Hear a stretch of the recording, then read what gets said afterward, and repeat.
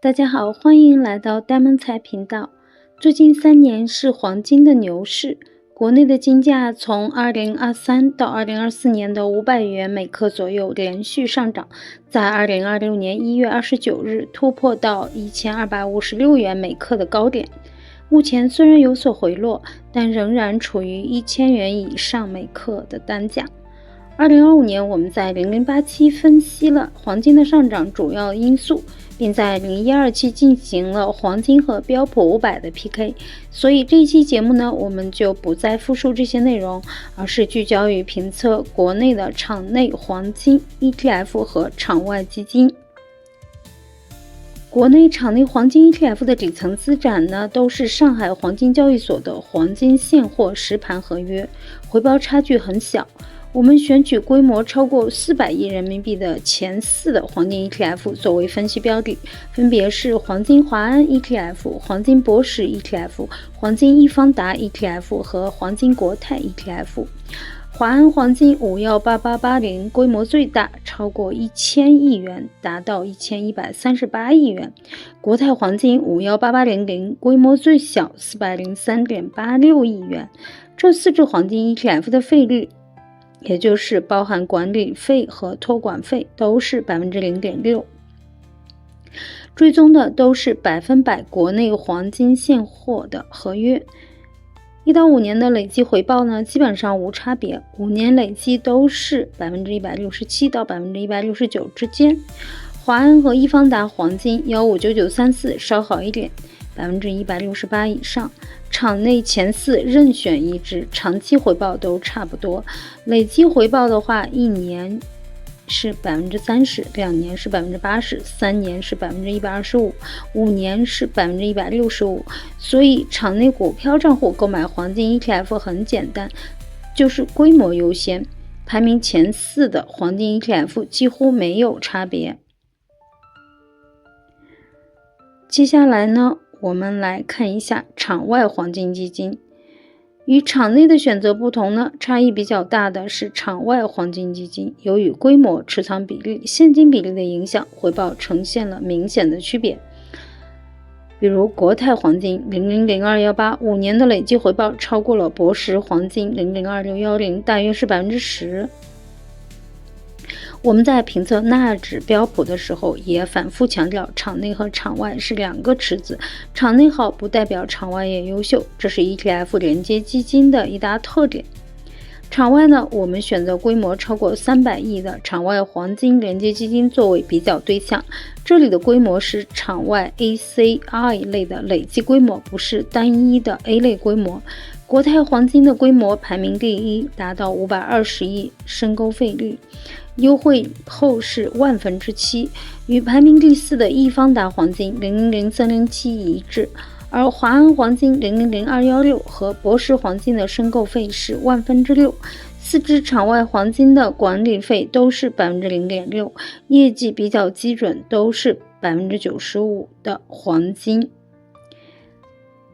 加上 5% 的活期。所以我们主要看现金比例与持仓比例对场外收益的影响。作为连接基金，当然是现金比例越低越好，持仓比例越高越好。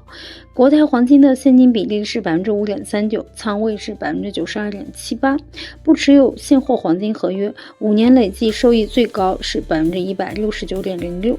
华安黄金的现金比例是 7.15%， 仓位 91.11%， 5年累计收益排名第3， 163.56%。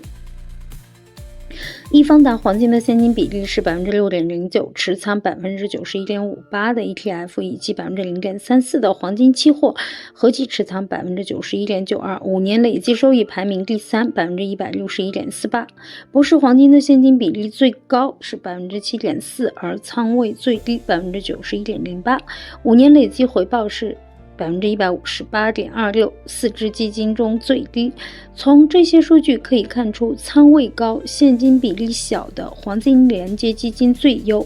比如国泰黄金。那么我们再进一步的来详细的看一下1到5年的累计回报，也是国泰黄金最好，1年累计回报 30.71%。，2年 82.33%，3年 125.57%，5年 169.06%。1到5年的数据都是最优，华安黄金第2，易方达黄金第3，博士黄金第4。接下来呢，我们再来对比一下场外与场内基金的收益差距。通常呢，连接基金持有其对应的场内 ETF， 同时保留5%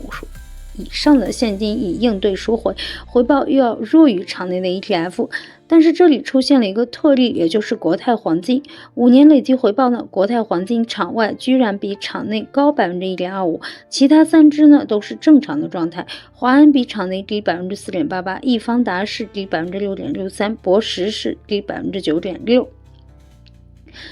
国泰黄金连接基金是一个特殊的存在，所以无论在场内还是场外都是回报最高，5年累计 169.06%， 同期场内是 167.81%。 国泰黄金在2026年1季度中呢，披露主要持有 93.59% 的场内 ETF， 未持有现货合约。国泰黄金的业绩比较是100%的现货黄金，回报超越 ETF 的有关因素可能与200万份黄金延期合约以及长期高仓位和持有 1.05% 的国债等等因素相关。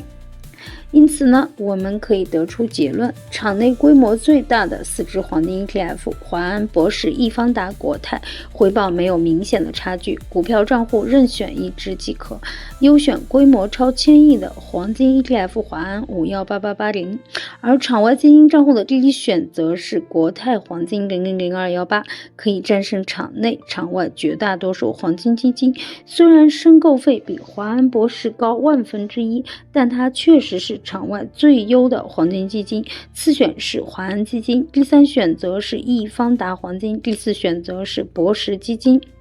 最后呢，我们还要进行一下风险提示。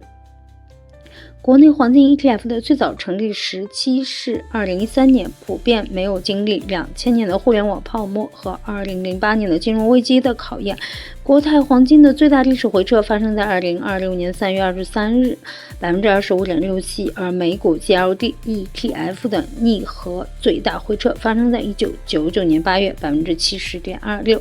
单调黄金进行投资风险比较大，如果使用黄金进行资产配置，我们在专栏里呢也有配置的数据，大家可以进行参考。希望本期节目能对您选择黄金基金有所帮助。本次评测呢也是基于历史数据，不代表未来回报。欢迎大家关注、点赞、订阅、分享并充电，我们下期节目再见。